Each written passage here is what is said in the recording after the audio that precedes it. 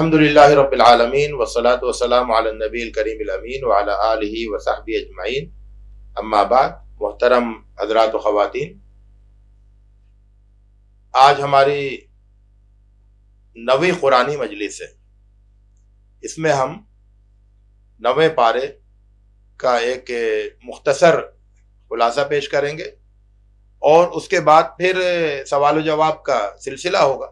تو یہ 9واں پارہ، اس میں سورہ اعراف کا دوسرا حصہ ہے، یعنی آیت نمبر 87 کے بعد سے، اور اس کے بعد پھر سورہ انفال کا کچھ حصہ ہے۔ سورہ اعراف میں اس حصے میں دیگر قوموں کا تذکرہ جو سلسلہ چلا 8ویں پارے سے، وہ سلسلہ آگے بڑھتا ہے، اور اس کے بعد پھر حضرت موسیٰ علیہ السلام اور بنی اسرائیل کا واقعہ اسے قدر تفصیل کے ساتھ بیان کیا جاتا ہے۔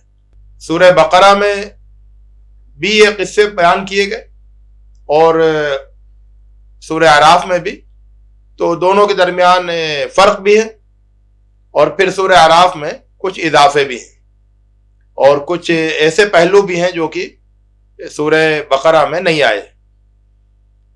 تو اس طرح سے سورہ اعراف مکمل ہوتی ہے۔ سورہ اعراف کے بعد پھر سورہ انفال ہے، جس میں اس حصے میں خاص طور سے جنگ بدر کا تذکرہ ہے، اور جنگ بدر کے حوالے سے مسلمانوں کی تربیت کی گئی ہے۔ تو یہ ایک مختصر تذکرہ ہے 9ویں پارے کا، اور اس کے بعد پھر سوال جواب کا موقع ہے، آپ لوگوں کے سوالوں کا استقبال ہے۔ آیت نمبر 142 سورہ اعراف۔ اس آیت میں جو مضمون بیان ہوا ہے وہ یہ ہے کہ اللہ تعالیٰ نے موسیٰ علیہ السلام کو احکام دینے کے لیے ایک مخصوص مقام پر بلایا تھا، اور وہ اپنے ساتھ قبیلے کے کچھ لوگوں کو لے کر چلے۔ تو قرآن یہ کہتا ہے کہ ہم نے 30 شبانہ روز کے لیے بلایا تھا، اور پھر اس کو 10 دن کا اضافہ کر کے مکمل کیا۔ تو میرے ذہن میں بنیادی سوال یہ ہوا کہ اللہ تعالیٰ شروع ہی میں کہہ دیتا کہ 40 دن کے لیے بلایا تھا، یہ 30 دن اور پھر 10 دن کی تفریق کے ساتھ کیوں بیان ہوا ہے؟ مولانا مودودی تفہیم القرآن میں تو اس کی تشریح اور وضاحت نہیں کی ہے، مولانا امین حسن اصلاحی نے کی ہے کہ جذبہ شوق سے مغلوب ہو کر موسیٰ علیہ السلام پہلے ہی پہنچ گئے، تو تادیباً اللہ تعالیٰ نے اس میں 10 دن کا اضافہ کر دیا۔ لیکن موسیٰ علیہ السلام کی جو سیرت سامنے آتی ہے وہ تو ہمیشہ شوق الہی سے مخمور رہتے تھے، یہاں تادیباً 10 دن کا اضافہ کر دیا، کیا معنی؟ اس میں جو غور کرنے کی چیز ہے وہ یہ کہ سورہ اعراف میں تو یہ کہا گیا کہ وَوَعَدْنَا مُوسَىٰ 30 لَيْلَةً وَأَتْمَمْنَاهَا بِعَشْرٍ فَتَمَّ مِيقَاتُ رَبِّهِ 40 لَيْلَةً، کہ ہم نے موسیٰ سے 30 راتوں کا وعدہ کیا اور پھر 10 راتوں سے اس کو مکمل کر دیا، اور اس طرح سے تمہارے رب کا جو طے شدہ وقت تھا، یہ جو مدت تھی 40 راتوں کی وہ مکمل ہوئی۔ لیکن سورہ بقرہ میں آپ دیکھیں گے آیا ہے وَإِذْ وَعَدْنَا مُوسَىٰ 40 لَيْلَةً، کہ جب موسیٰ سے ہم نے 40 راتوں کا وعدہ کیا۔ تو سورہ بقرہ یہ بتاتی ہے کہ وعدہ جو ہے وہ 40 راتوں کا تھا، سورہ اعراف اس کو کھولتی ہے۔ اور جیسا کہ میں نے کہا تھا کہ سورہ بقرہ میں اور سورہ اعراف میں یہ واقعات بڑی تفصیل کے ساتھ آئے ہیں، اور کچھ پہلوؤں کو جہاں سورہ بقرہ میں اجمال تھا یہاں کھولا گیا، اور کہیں سورہ بقرہ میں ایک پہلو بیان کیا گیا، یہاں پر دوسرا پہلو بیان کیا گیا۔ تو جب ہم سورہ بقرہ اور سورہ اعراف کو ملا کر دیکھتے ہیں تو پھر تصویر کے بہت سے پہلو سامنے آتے ہیں اور منظر جو ہے وہ مکمل ہوتے ہیں۔ تو ایسا محسوس ہوتا ہے کہ اللہ تعالیٰ نے حضرت موسیٰ سے کہا کہ 30 رات، اور اس کے بعد پھر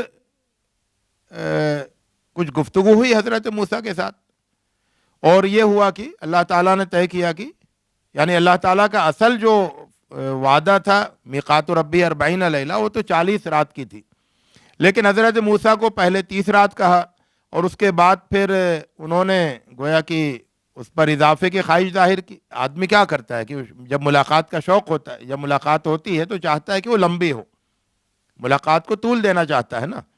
تو اللہ تعالیٰ نے تو یہ طے کیا ہوا تھا کہ 40 راتیں ہوں گی، لیکن حضرت موسیٰ کو 30 بتایا، اور جو ان کا شوق تھا اس کو بھی قبول فرما کے اور ان کو گویا کہ وہ 40 کو مکمل کر دیا۔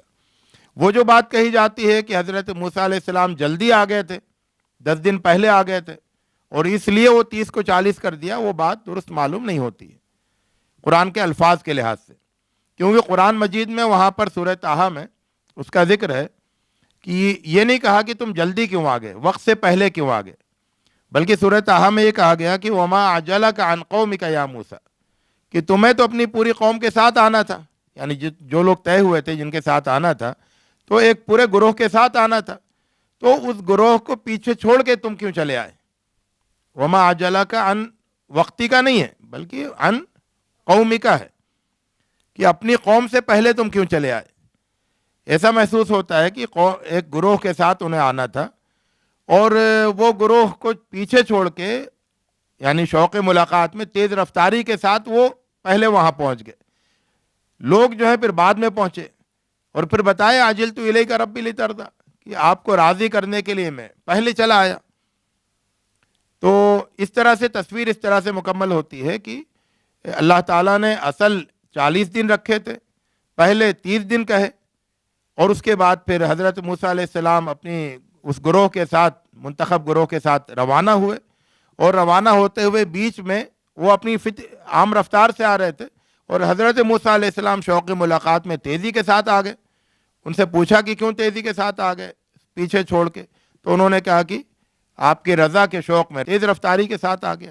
اور اس کے بعد پھر اللہ تعالیٰ نے حضرت موسیٰ علیہ السلام کی خواہش ہی پر 30 کو پھر 40 کیا۔ تو یہ ایک تصویر سامنے آتی ہے جس میں حضرت موسیٰ علیہ السلام کے 2 شوق ظاہر ہوتے ہیں، ایک شوق تو جلدی آ جانے کا کہ وہ عام لوگوں سے پہلے آگے بڑھ کر آگے، اور دوسرا شوق جو ہے وہ دیر تک رہنے کا، جس کے نتیجے میں 30 سے پھر وہ 30 رات سے 40 رات ہوئی۔ اس میں صرف اس کا اضافہ کر دیتے ہیں کہ جیسا کہ آپ نے فرمایا 40 ہی دن کا اللہ تعالیٰ کے پلان میں تھا، لیکن پہلا جو پلان تھا پارٹ اے وہ 30 ڈیز کا تھا، حضرت موسیٰ کو بلایا، اور یہ اسپریچول انڈیورنس کے لیے، روحانی تربیت کے لیے، یا نفسیات کی زبان میں کہتے ہیں ڈیلیڈ گریٹیفیکیشن، یہ بہت ضروری ہے کہ جن کے اندر صبر کا مادہ ہو تو وہ دنیا میں بڑے کام کرتے ہیں۔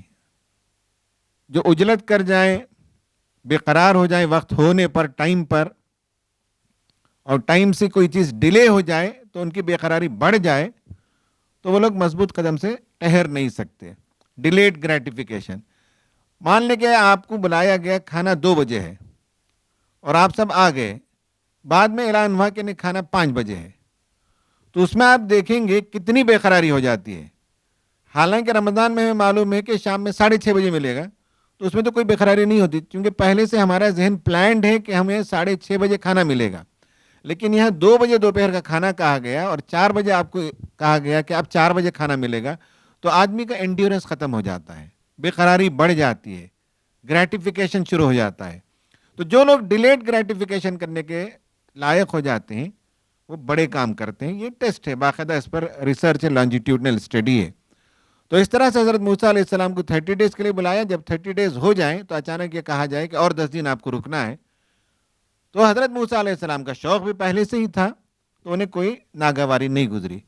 کوئی اگر کہیں کہ تعدیب کے طور پر انہیں 10 دن اور ایکسٹرا رکھ دیا گیا، وہ بھی صحیح نہیں ہے، یا یہ بھی میری سمجھ میں نہیں آتا کہ شوقیہ جو ہے 10 دن کا اضافہ ہو گیا، بلکہ میرا خیال یہی ہے کہ یہ اسپریچول انڈیورنس کے لیے، روحانی مضبوطی کے لیے، ڈیلیڈ گریٹیفیکیشن کے لیے 30 ڈیز جب ختم ہوا تو نکلنے کی تیاری ہوتی ہے۔ کہا نہیں ابھی نہیں نکلنا ہے، اور 10 دن رکنا ہے۔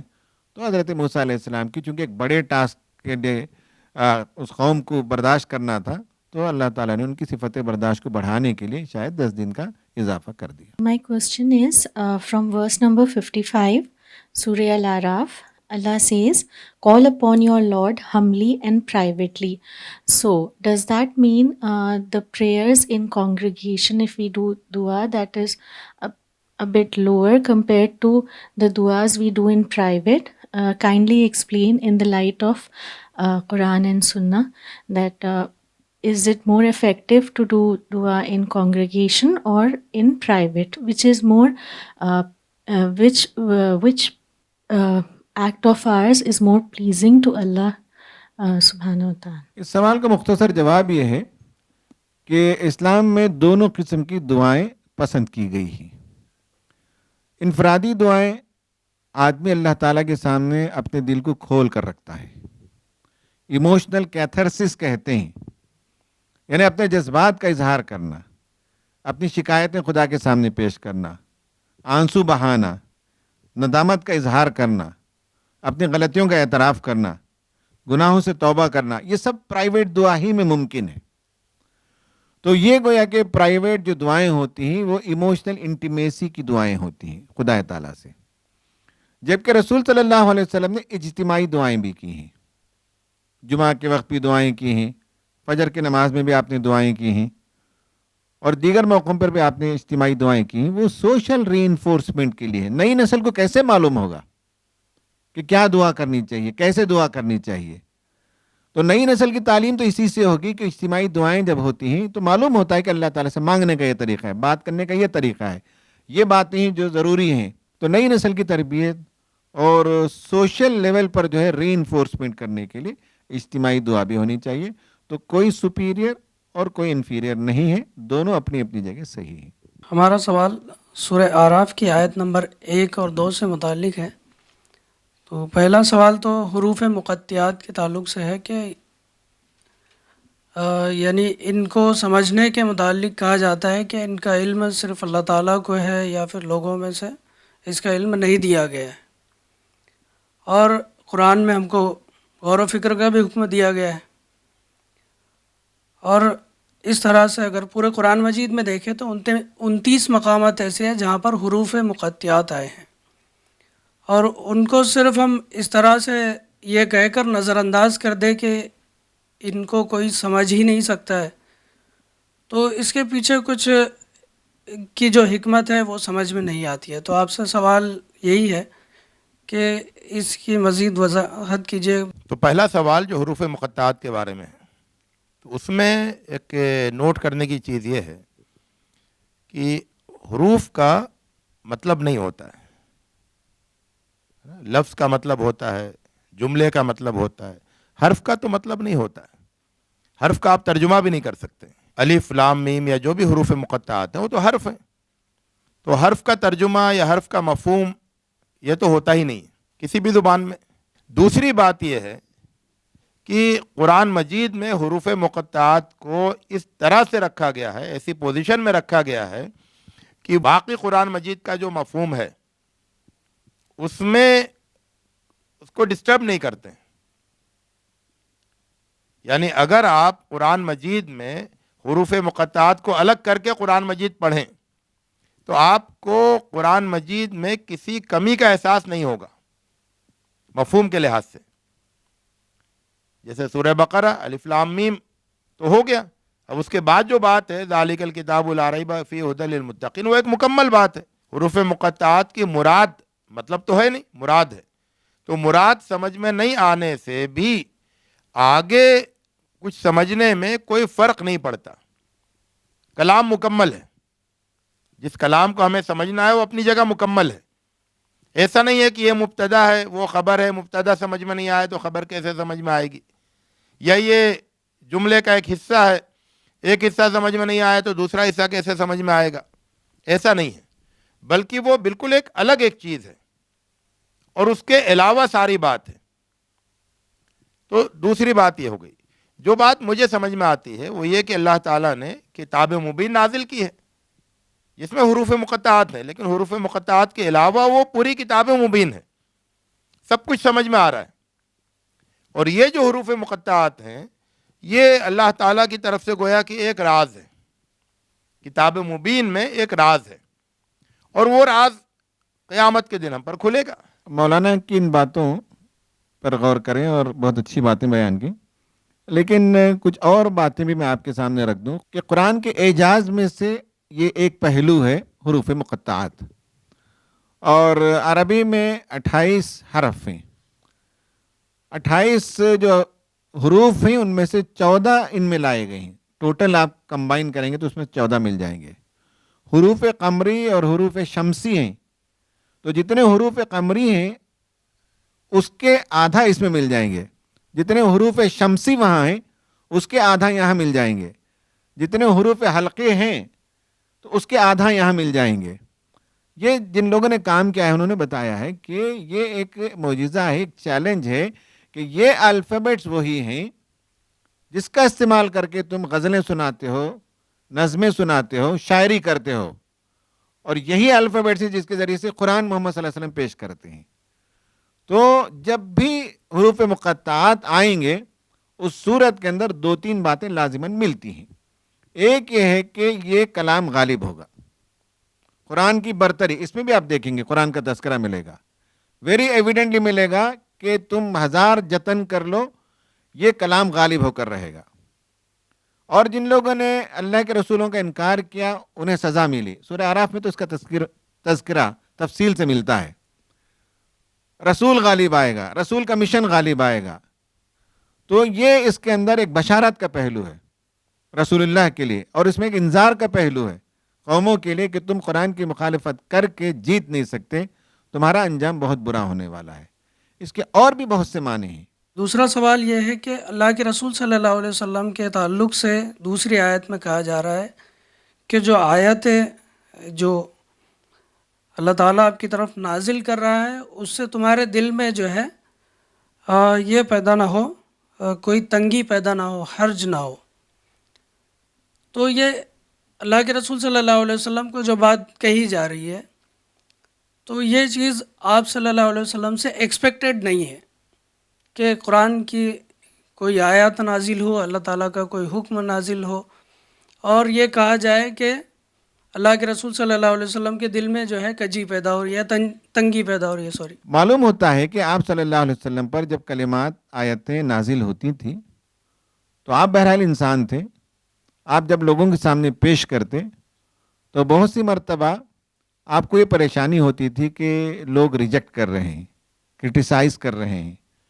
اور ہیومنلی ایموشنلی یہ پاسبل ہے کہ لگاتار سوالات کی بوچھاڑ, اعتراضات کی بوچھاڑ ہو تو آدمی پریشان ہوتا ہے. یہ اور بات ہے کہ ان سوالات کا جواب کچھ وقفے کے بعد اللہ تعالیٰ دیتا ہے. یہ آپ کی تربیت کے لیے بھی ضروری تھا. حرج کے سلسلے میں مولانا مودودی نے لکھا ہے کہ جہاں جھاڑیاں ہوں جس میں آدمی گھسنے اور آگے کا راستہ نکالنے کے لیے تنگی محسوس کرتا ہو تو اس کو حرج کہتے ہیں. اور انگریزی میں اگر کہنا چاہیں تو ایموشنل کنسٹرینٹ کہہ سکتے ہیں. ایموشنلی آدمی اینگزائٹی کا شکار ہوتا ہے, آگے کا راستہ کیسے کھلے گا اس کو پریشانی ہوتی ہے. تو آپ صلی اللہ علیہ وسلم کو بھی بحیثیت انسان جب کوئی میسیج دیتے تھے تو یہ مسائل ہوتے تھے. اس میں ایک پہلو اور اپنے سامنے رکھیں. یہاں پر کہا گیا کہ کتاب آپ کے اوپر نازل کی گئی, آپ کے سینے میں اس کے تعلق سے کوئی پریشانی نہیں ہو, کوئی تنگی نہیں ہو. تو یہ اصل میں بتانا یہ ہے ان ساری آیتوں میں کہ یہ وہ کتاب ہے جو کتاب رحمت ہے.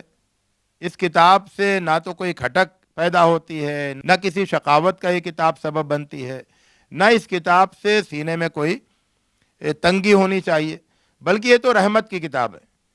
تو اللہ کے رسول صلی اللہ علیہ وسلم کا جو قرآن مجید سے تعلق تھا, وحی الہی سے جو تعلق تھا, وہ تو بے انتہا شوق کا تعلق تھا. اللہ کے رسول صلی اللہ علیہ وسلم کو وحی کا ہر وقت انتظار رہتا تھا. وحی نازل ہونا یہ تو کسی انسان کے لیے تصور سے ماورا اس کے لیے خوش نصیبی کی بات ہے. تو وحی الہی ہی سے آپ کو گویا کہ روحانی غذا ملتی تھی, آپ کو قوت ملتی تھی. آپ کے ہر وحی الہی آپ کے شوق میں مزید اضافہ کرتی تھی. اصل میں کتاب کے نیچر کو بتانے کے لیے ہے کہ اس کتاب سے نہ تو سینے میں کوئی تنگی ہوتی ہے, نہ شقاوت ہوتی ہے, نہ کوئی کھٹک ہوتی ہے. یہ کتاب جو ہے یہ رحمت کی اور اطمینان بخش کتاب ہے, حوصلہ بخش کتاب ہے, راحت بخش کتاب ہے. فَأَخَذَتْهُمُ الرَّجْفَةُ فَأَصْبَحُوا فِي دَارِهِمْ جَاثِمِينَ. تو یہاں جو رجفہ کا لفظ ہے سورہ اس میں آیت نمبر 90 میں بھی शोएब अलैहिस्सलाम की कौम पे जब अज़ाब आया तो उसमें भी रजफ़ा का लफ्ज़ इस्तेमाल हुआ है, लेकिन दूसरे मकामात पर उसी के लिए साइक़ा, सैहा, ताग़िया का लफ्ज़ इस्तेमाल हुआ है। तो क्या ये सब एक ही माने में इस्तेमाल हुए हैं? वज़ाहत करें। और एक दूसरा सवाल है, आयत नंबर 84 में लूत अलैहिस्सलाम की कौम पर जब अज़ाब आया तो उसमें ये आयत है वामतरना अलैहिम मतरा, हमने उन पर बरसाई एक बारिश। तो यहाँ बारिश से क्या मुराद है? मुफस्सिरीन ने इसका मफ़हूम ये बताया है कि ऊपर से गोया कि आसमान से ज़ोर की आवाज़ आई, लोगों को बिल्कुल हिला देने वाली, खौफजदा कर देने वाली, और ज़मीन जो है वो तेज़ी के साथ ज़मीन में हरकत हुई, यानी एक ज़लज़ला। तो ज़मीन में ज़लज़ला और आसमान से चीख, ये गोया कि उस अज़ाब का के अज्जाए तरकीबी थे, और उसी के साथ फिर कड़क और वग़ैरह। तो कहीं पर रजफ़ा का ज़िक्र किया, कहीं सैहा का ज़िक्र किया, कहीं साइक़ा का ज़िक्र किया, और जब सबको मिलाएंगे तो फिर पूरे अज़ाब की यानी मुकम्मल कैफियत आपके सामने आ जाएगी कि उसमें यह भी हुआ और ये भी हुआ और ये भी हुआ। और जो आगे जो कहा गया है मतरन, यानी हज़रत लूत अलैहिस्सलाम की कौम के बारे में, फ़ामतरना अलैहिम मतरन, तो उससे मुराद जो है वो पत्थरों की बारिश है। तो कहीं पर वाज़ेह कर दिया गया कि पत्थर बरसाए, और कहीं पर यह कहा गया कि बरसाया हमने।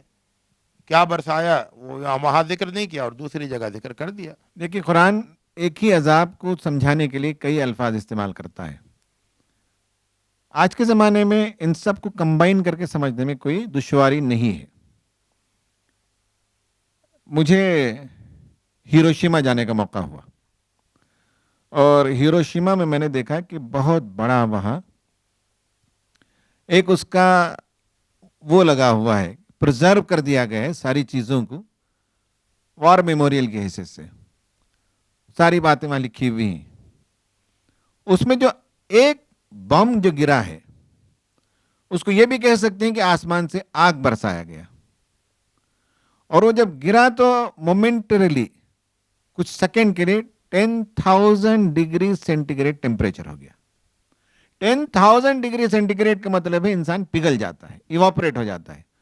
तो ये भी कहा जा सकता है कि जापान में लोगों को इवापोरेट कर दिया गया। और जमीन में जब बम गिरा तो उसने जलजले से ज्यादा जो उसका इंपैक्ट कर दिया, तो ये कह सकते हैं कि वहां की जमीन को हमने हिलाकर रख दिया, और कुछ देर में वहां धुआं ही धुआं, इतनी जबरदस्त आग अगर हो तो हमने पूरी कौम को धुआं के अंदर मुलविस कर दिया। तो अगर आपको ब्रेक करके कहेंगे एक न्यूक्लियर बम जो गिरा, तो उसको 10 हिस्सों में बयान कर सकते हैं उसके इंपैक्ट को। आज के लिए आपको ये समझना मुश्किल नहीं है। और अब तो इसराइल ने जो बमबारी की है उनमें से तो बाद ऐसे भी हैं कि एक बम फटता है, फिर उससे हजारों छोटे छोटे बम मतर बारिश की तरह बरसने लगते हैं। तो अल्लाह तबारक व तआला ने जो कुछ अजाब नाजिल किया उसके मुख्तलिफ पहलुओं को अलग अलग जगह बयान किया। जैसे कि मौलाना ने फरमाया कि ऊपर से आवाज़ भी आई, इतनी ज़ोरदार आवाज़ जिससे ज़मीन दहल जाए, दिल दहलना तो दूर की बात, ज़मीन दहल जाए, ज़मीन के अंदर तहलका मच जाए, जलजला आ जाए, चिंगाड़, चीख, ये सारी चीज़ों का कॉम्बिनेशन है।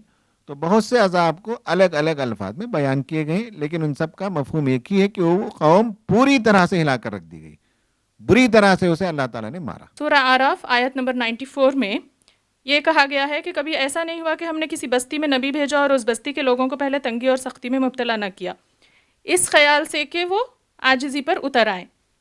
फिर हम इनकी बदहाली को खुशहाली से बदल दिया ताकि खूब फले और फूले। तो ये जो कॉन्सेप्ट है कि पहले जो है उनको तंगी में मुब्तला किया गया, फिर आगे की आयत में ये कहा गया कि अगर तक़वा की रविश इख्तियार करेंगे तो फिर उनको जो है ज़मीन और आसमान से रिस्क के दरवाजे खोल देंगे बोलकर। तो ये जो कॉन्सेप्ट है खुशहाली और बदहाली का, इसको ज़रा क्लियर करें। दो चीज़ें में डिफरेंस कैसे करेंगे कि ये अजाब से पहले की खुशहाली होगी, अचानक पकड़ से पहले, या फिर तक़वा की रविश इख्तियार करने के बाद की? अल्लाह ताला किसी कौम पर अजाब भेजने से पहले हर तरह से उसे जगाने की, उसको राह रास्त पे आने के मौके दे देता है। बाद इंसान जो है वो उस वक्त राह रास्त पे आते हैं, बेदार हो जाते हैं, जबकि वो किसी परेशानी से दो चार हों।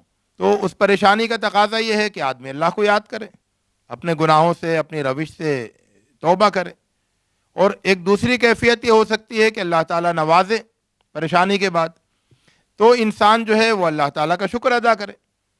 تو پریشانی میں اللہ تعالیٰ کے سے گڑ گڑائے, اللہ تعالیٰ کی طرف متوجہ ہو, اور خوشحالی میں اللہ تعالیٰ کا شکر ادا کرے, اللہ تعالیٰ کی اطاعت کرے. تو یہ دونوں موقع ہوتے ہیں سنبھلنے کے. لیکن جو قومیں سرکشی کا رویہ اختیار کرتی ہیں وہ ان دونوں موقعوں کو ضائع کر دیتی ہیں. تو جب دونوں موقع ضائع کر دیتی ہیں تو پھر وہ عذاب کی مستحق ہو جاتی ہیں. یعنی پھر جب ان پر عذاب آتا ہے تو ان کے پاس کوئی عذر باقی نہیں رہتا ہے. تو ایک بات تو یہ ہو گئی ہے. دوسری بات یہ ہے کہ اگر انسان تقویٰ کی روش اختیار کرے تو اللہ تعالیٰ نوازتا ہے.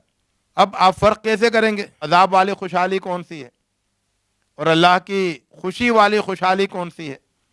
تو یہ فیصلہ انسانوں کا عمل کرے گا. یعنی اللہ تعالیٰ کا قانون یہ ہے کہ اللہ تعالیٰ برائیوں سے خوش نہیں ہوتا ہے اور اچھائیوں سے, پرہیزگاری سے خوش ہوتا ہے.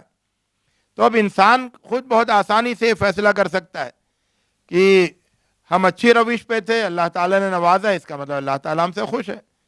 اور ہم بری روش پہ تھے, اللہ تعالیٰ نے نوازا, اس کا مطلب اللہ تعالیٰ ہمیں موقع دے رہا ہے سدھرنے کا.